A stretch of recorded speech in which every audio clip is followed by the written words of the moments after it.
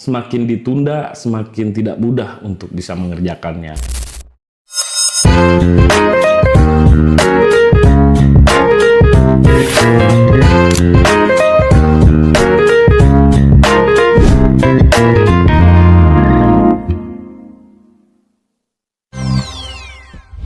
Assalamualaikum warahmatullahi wabarakatuh.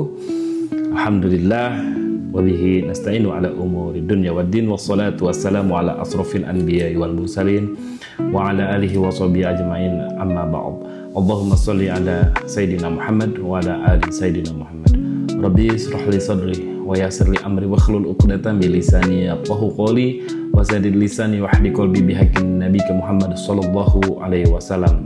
Ya man naqalidul umur kulluha biyadihi wa ilaihi yarji'un amr kullu ya fattahu ya alim ya fattahu ya alim ya fattahu ya alim iftah alaina fathan qariba la haula wala quwata illa billahil aliyil azim. Alhamdulillah, pada kesempatan hari ini puji serta syukur saya panjatkan kehadirat Allah Subhanahu wa taala yang telah masih memberikan berbagai macam kenikmatan, khususnya kepada saya, umumnya kepada teman-teman semua yang melihat dan menonton video ini. Salawat serta salam selalu tercurah limpah kepada junjungan kita, manusia terbaik, manusia terhebat sepanjang peradaban, yakni nyatanya Habibana wa Nabiyana Muhammad sallallahu alaihi wasallam. Tak lupa kepada para keluarganya, para sahabatnya, juga kepada tabi'innya, hingga kepada kita selaku umatnya. Amin ya Allah ya Rabbal Alamin. Baik teman-teman di sana, saya Al-Fakir Dindin Ahmad Permana akan menyampaikan satu materi yang sangat luar biasa sebagaimana tugas yang saya dapatkan di kelas Inner Game Life Coach Academy ya. Sebenarnya ini tugas yang sudah cukup lama ya, dari batch 1 saya belum mengerjakan. Karena apa? Karena ditunda-tunda. Ini jadi hambatan atau pelajaran untuk saya ya. Hambatan itu bukan di luar, bukan nggak ada materinya, bukan nggak ada HP-nya, tapi hambatannya ada di dalam. Bagaimana cara memainkan permainan ya. Ini menjadi pelajaran untuk saya. Kenapa mesti ditunda-tunda? Juga buat teman-teman di sana ya, satu hal yang tidak harus dilakukan, yaitu menunda-nunda setiap tugas atau pekerjaan apapun itu. Karena itu semakin ditunda, semakin tidak mudah untuk bisa mengerjakannya. Entah itu dari aktivitas biasa-biasa sampai aktivitas yang luar biasa. Nah, seperti itu. Misalkan mau umroh ditunda-tunda, nah jangan ya. Itu hambatannya bukan dari luar ya, tapi dari dalam. Sekali lagi, ini adalah inner game atau permainan ya di dalam diri yang saya pelajari ya bersama teman-teman di sana di Life Coach Circle ya, Life Coach Academy. Sekarang sudah batch 3 dan baru saya kerjakan, tapi alhamdulillah bersyukur saya bisa bisa untuk mengerjakannya lah gitu ya. Entah itu apa hambatannya, mungkin yang saya alami itu rasa kurang percaya diri karena harus bikin video yang lumayan cukup panjang mungkin ya. Salah satu materi yang akan saya bahas di kesempatan ini adalah materi yang sangat fundamental, bisa menguatkan dan bisa merubah seorang ya, yang berawal dari dalam itu ya. Satu materi yang berjudul atau bertema Focus on You, atau disederhanakan dengan bahasa menguatkan pengaruh dari dalam diri. Kenapa ini penting? Ini penting untuk kita bahas ya, untuk kita pelajari, khususnya saya, karena setiap gerak atau langkah kita sebagai manusia itu dipicu oleh pikiran ya. Nah, pikiran itu yang tidak mudah untuk kita fokuskan. Nah, di sini ada 7 fokus yang dapat mengubah diri, ya, mengubah diri atau mengubah seseorang. Ya. Karena kebanyakan dari kita sebagai manusia itu fokusnya berubah-ubah. Entah itu bisikan dari mana, atau lintasan pikiran, atau berjuta informasi yang kita dapatkan setiap hari. akhirnya fokus kita kehilangan atau gagal fokus ya, atau disebutnya selain gagal fokus itu salah fokus, salah memfokuskan diri. Itu yang saya alami, dan alhamdulillah setelah mempelajari dan belajar 20 modul inner game itu sangat bermanfaat untuk seumur hidup ya. Bagi teman-teman di sana yang menonton video ini, Allah ngasih kesempatan atau qadarullah video ini lewat di beranda teman-teman, ya bisa bareng-bareng kita pelajari atau kita maknai ya, sebagai jalan atau jawaban untuk yang selalu salah fokus atau gagal fokus ya. Di sini ada 7 fokus yang dapat mengubah hidup seseorang. Oke, kita pelajari satu persatu apa aja sih 7 fokus yang mesti kita dapatkan atau mesti kita fokuskan dalam kehidupan sehari-hari, yang emang kadang kita nggak ingat atau lupa dengan fokus-fokus itu sendiri.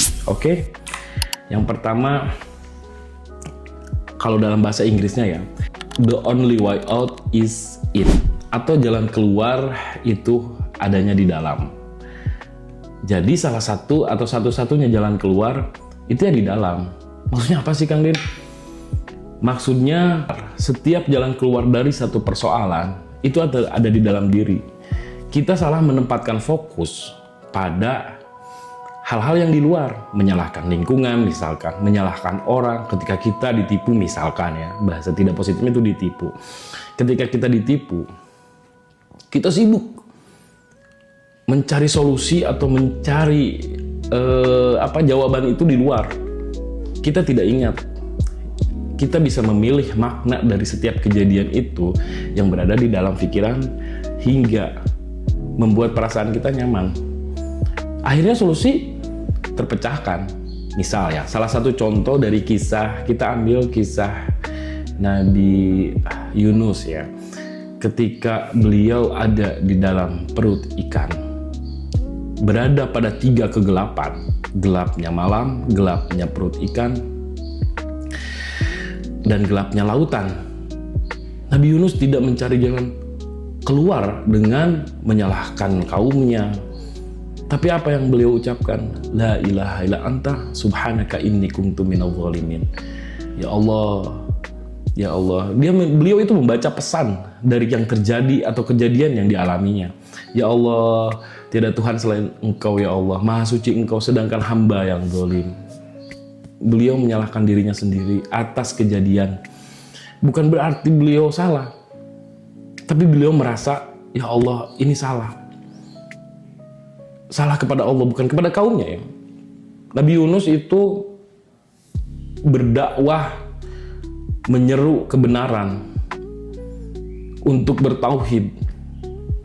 Nah, tapi yang jadi tidak tepatnya, nah seakan-akan yang memberi hidayah itu dakwahnya Nabi Yunus. Nah gitu, merasa seperti itu. Jadi akhirnya apa? Nabi Yunus ditelan oleh ikan, berada di 3 kegelapan. Tapi yang beliau lakukan apa? Beliau hanya mengaca atau mencari solusi yang ada di dalam diri sebelum mencari keluar. Dan akhirnya apa? Akhirnya Allah mengeluarkan Nabi Yunus dari perut ikan dengan keadaan kaumnya yang sudah beriman. Nah itu, kita sibuk mencari, seringkali kita sibuk mencari jalan keluar itu ya di luar, menyalahkan teman, menyalahkan lingkungan, menyalahkan manusia lainnya. Sedangkan diri kita ya paling enak.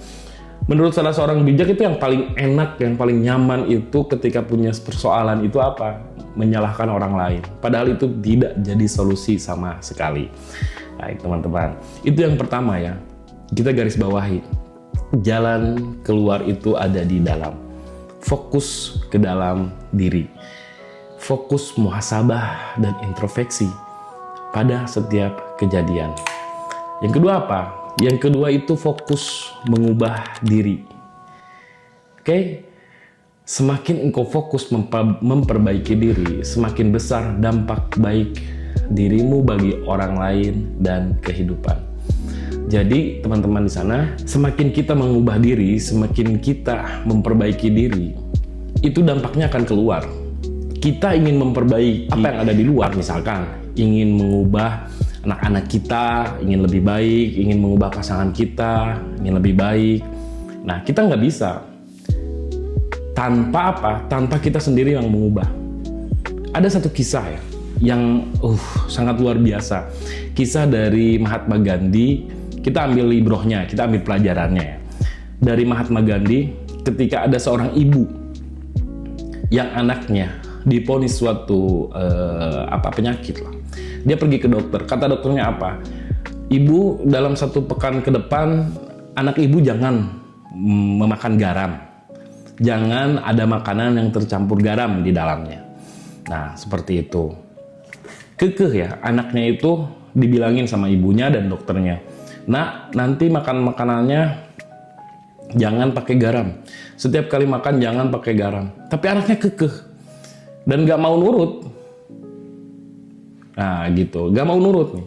Ini satu kisah unik, menarik nih untuk diceritakan. Kita ambil ibrohnya ya di sini. Nah, si anak itu udah berulang kali ibunya menyuruh dan dokternya nyuruh untuk tidak memakan garam. Tapi anaknya itu gak mau nurut, kekeh, gak mau makan kalau nggak pakai garam. Nah seperti itu. Pergilah dia ke seorang guru bijak, yaitu Mahatma Gandhi.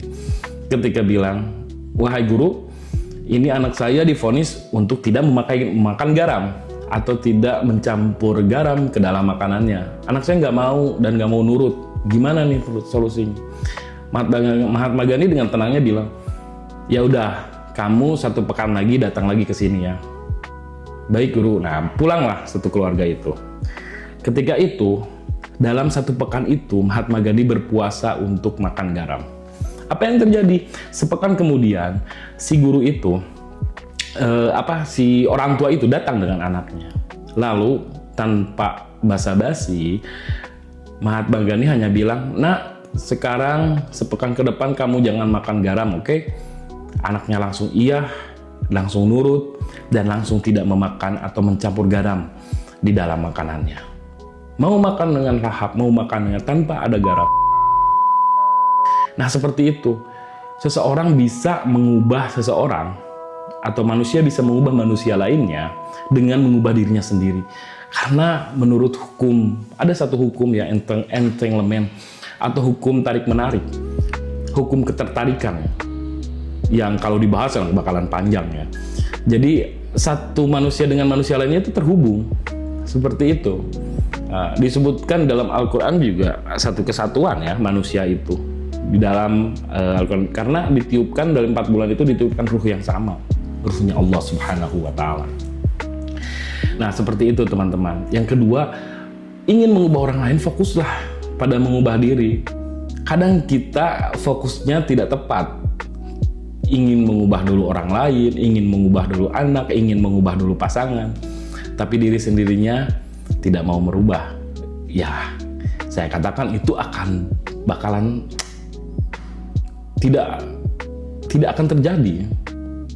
Nah itu fokus yang salah itu ketika ingin mengubah orang lain, ketika ingin mengubah pasangan, dia tidak mengubah dirinya sendiri. Jadi fokuslah pada hal yang kedua, yaitu fokus mengubah diri.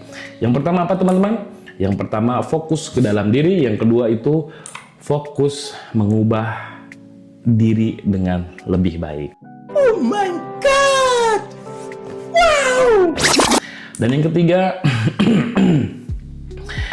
nah ini sebelum yang ketiga kita bacakan ada satu ungkapan dari guru pribadi atau guru saya ya di kelas Energen ini, Ustadz Sony Al-Bikim. Heartful transformation atau transformasi hati, perubahan hati. Siapa saja yang berupaya memperbaiki urusan antara dirinya dengan Allah Ta'ala, maka Allah akan jadikan rapih segala urusannya dengan manusia. Yang kedua, siapa saja beramal buat urusan akhiratnya, niscaya Allah Ta'ala cukupkan urusan dunianya. Siapa saja yang memperbaiki batinnya, maka Allah Ta'ala akan baguskan amal zohirnya. Berarti pada intinya, atau apa yang perlu digarisbawahi itu, mestinya kita selalu fokus pada perbaikan diri ya. Fokuskan pada perbaikan diri. Kita kan kadang memfokuskan pada hal-hal yang di luar diri ya. gibah. Menarik nih. Gibah itu sedang gagal fokus orang yang sedang menggibah itu. Karena apa? Karena sibuk memperbaiki orang lain, ngomongin kejelekannya, seakan-akan dia sudah baik dibanding orang yang digibahinya, seperti itu. Makanya gibah kalau menurut saya itu salah satu dosa besar ya. Karena apa? Karena munculnya kesombongan di saat menggibah itu. Tahu sendiri kan, setan atau iblis dikeluarkan dari surga itu karena apa? Karena kesombongan. Seperti itu. Nah, yang ketiga apa? Yang ketiga ini menarik, fokus dalam kendali. Kenapa kita mesti fokus dalam kendali? Ini perlu kita pelajari atau perlu kita bahas lebih dulu ya. Kendali itu apa sih? Nah, di dalam diri manusia atau dalam kehidupan manusia itu ada hal. Pertama itu yang dalam kendali dia bisa mengendalikan. Si manusia itu bisa mengendalikan hal-hal yang dia bisa kendalikan. Dan ada yang di luar kendali si manusia. Nah, kebanyakan orang stres, orang yang galau, orang yang kecewa. Karena apa? Karena dia terlalu fokus pada yang di luar kendali dia. Nah, ini ada satu bahasan atau satu modul khusus ya, di dikotomi of control atau dikotomi kendali, yang kalau kita bahas akan panjang lebar lagi, tapi insya Allah kita akan selanjutnya di video selanjutnya bisa untuk kita bahas ya. Ini singkatnya saja, ada yang di luar kendali, ada yang di dalam kendali. Apa sih yang di dalam kendali? Yang di dalam kendali yang tadi itu, fokus memperbaiki diri, fokus dari dalam, nah itu. Apa itu? Pikiran kita, perasaan kita. Jangan sampai dikendalikan oleh kejadian-kejadian di luar diri kita atau di luar kendali kita. Karena itu akan bikin stres, bikin kecewa, bikin sedih. Ya, ketika kita mampu untuk mengendalikan apa-apa yang ada di pikiran kita, apa-apa yang ada di dalam rasa kita, insya Allah itu akan menjadi obat atau alasan kita untuk bisa mengubah diri. Dan hasilnya akan lebih bahagia. Karena teman-teman mesti tahu ya, hidup itu cuma sekali. Kalau tidak dipakai atau tidak dimaknai setiap kejadian dengan bahagia, rugi. Itu yang saya alami ya. Setelah saya berpikir panjang tentang hidup, ya itu. Ketika tidak dimaknai dengan rasa bahagia, ya itu rugi. Kita akan menghabiskan waktu dengan sia-sia. Nah, seperti itu. Salah satu bahasa bijak dari Ustadz Suni itu, pertama itu berdamai, menerima sesuatu yang tidak bisa diubah ya, atau yang di luar kendali kita. Berdamai, menerima sesuatu yang tidak bisa kita ubah. Berani mengubah sesuatu yang bisa diubah, dan bijaksana membedakan keduanya. Seperti itu, teman-teman. Yang keempat apa? Yang keempat itu fokus di sini kini. Nah, kadang orang itu berpikir liar ya, berpikir kemana-mana, tanpa disadari, tanpa bisa menikmati apa yang ada di dalam kendali atau yang ada di dalam situasi sekarang ini.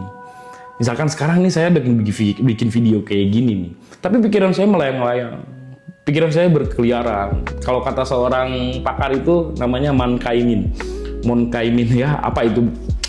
Pikiran yang loncat-loncat ya, seperti monyet itu kan meloncat-loncat. Nah, pikirannya kayak gitu. Kadang itu yang bisa orang gagal fokus dan tidak bahagia.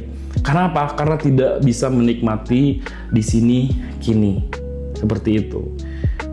Ya, kita tidak bisa membedakan antara pikiran kita dengan diri kita sendiri. Padahal pikiran itu di luar diri kita. Kadang kita mengikuti apa yang menjadi lintasan-lintasan pikiran kita ya. Mending kalau itu yang bisa membuat bahagia. Tapi kalau yang bisa menderita, nah itu yang jadi persoalannya. Makanya inner game itu penting untuk kita pelajari, teman-teman. Seperti itu ya. Nah, fokus di sini kini. Seperti apa? Seperti saya sedang ngopi, menikmati kopinya, dan bersyukur, alhamdulillah Allah masih memberikan kesempatan untuk menikmati kopi ini di hari ini kini, masya Allah. Nah, yang keempat itu ya, fokus di sini kini. Ingat saja, karena videonya nggak akan lebih dari 1 jam ya, nggak akan lebih dari setengah jam ditugaskannya. Nah, seperti kata Ibnu Umar ini anaknya dari Umar bin Khattab ya. Bila engkau berada di sore hari, maka jangan menunggu datang pagi. Dan apabila engkau di pagi hari, maka jangan menunggu datangnya sore. Manfaatkan waktu sehatmu sebelum sakitmu dan waktu hidupmu sebelum matimu. Seperti itu. Jadi kata Ibnu Umar itu, ya nggak usah nunggu waktu sore ketika pagi, nikmati yang ada ini. Seperti itu. Itu bakalan jadi lebih produktif dibanding kita hanya mengayal-ngayal. Nanti sore bakal ngapain ya? Nanti sore gini-gini ya. Aduh, sore gimana ya kalau gini? Nah, itu yang membuat fokus kita kabur sehingga tidak bisa menikmati masa kini. Nah, di sini seperti itu teman-teman. Itu yang keempat ya. Yang kelima apa? Fokus dengan rasa syukur. Nah, untuk memicu syukur ini kita perlu mempelajari yang ke-1, kedua, ketiga, dan yang keempat. Lalu muncullah syukur. Ya, bisa dipahami ketika kita bersyukur, kadang kita tidak fokus juga ya. Syukur itu apa sih? Ya, syukur ketika sujud dan sujud ketika syukur. Apa bedanya? Sujud syukur itu adalah ketika kita mendapatkan banyak kenikmatan lalu kita bersyukur dengan bersujud. Seperti halnya misalkan ya, selebrasi seorang pemain bola misalkan Muhammad Salah kalau di Liverpool dulu itu ya. Terus pemain-pemain timnas kita ketika dia mencetak gol, dia bersyukur atas golnya itu, nah, seperti itu. Dan syukur sujud, bersyukur atas sujudnya itu sendiri. Bersyukur masih bisa sujud. Kata Gus Baha, Kiai Haji Gus Baha ya, itu kita akan merindukan sujud kita di dunia ketika nanti kita di akhirat. Makanya banyak-banyaklah bersyukur di saat kita sujud ya, gitu. Jadi mensyukuri sujudnya itu. Seperti itu teman-teman. Fokus pada kesyukuran. Apa sih di dunia ini ya? Benar nggak? Tidak ada bagi seorang muslim itu yang sia-sia. Ketika mendapat musibah dia sabar, mendapat pahala. Ketika dia mendapatkan rasa kenikmatan dia syukur, mendapat pahala juga. Nggak ada yang rugi dari seorang muslim ya. Dan kita harus fokuskan. Kadang kita nggak fokus dengan rasa syukur itu sendiri. Yang keenam apa? Fokus memulai dari yang kecil. Kenapa? Karena segala sesuatu yang besar itu dimulai dari yang kecil. Nah, seperti itu. Misalkan apa sih Kang Din yang membuat hal besar dimulai dari yang kecil? Banyak. Banyak sekali sesuatu yang besar dimulai dari yang kecil. Nah, bisa difikirkan contoh-contohnya ya, bisa direnungkan. Ini PR buat teman-teman semua. Dan yang ketujuh adalah fokus pada pikiran kita sendiri. Karena yang tadi saya bahas, pikiran itu loncat-loncat dan pikiran itu selalu ada lintasannya. Kalau kita fokuskan dengan pikiran-pikiran yang positif, maka perasaan pun akan enak. Beda rasanya dengan pikiran-pikiran yang tidak positif, itu rasanya tuh tidak enak. Seperti itu teman-teman. Oke teman-teman, tidak terasa sudah 23 menit saya berbicara ya. Sebenarnya ini video yang emang harus cukup panjang ya, dibahas satu persatu, dan mudah-mudahan ya ini bisa bermanfaat buat yang nonton. Dan sekali lagi, kebenaran hanya dari Allah, pintu hidayah hanya dari Allah. Yang mendengarkan ini walaupun saya singkat dengan apa yang saya bicarakan, apa yang saya bahas, semoga Allah memberikan ilham atau memberikan pemahaman bagi teman-teman semua dengan apapun yang saya bicarakan. Terima kasih untuk Ustadz Sony yang telah memberikan wejangan, memberikan pelajarannya yang sungguh sangat berharga di 20 modul yang dibahas di setiap pekannya ya. Alhamdulillah, Masya Allah, itu sangat berguna sekali untuk saya dan keluarga saya, sehingga saya dapat saya rasakan perubahan pada diri saya sendiri. Alhamdulillah. Akhirul kalam, wabillahi taufiq wal hidayah, waridha wal inayah. Wassalamualaikum warahmatullahi wabarakatuh.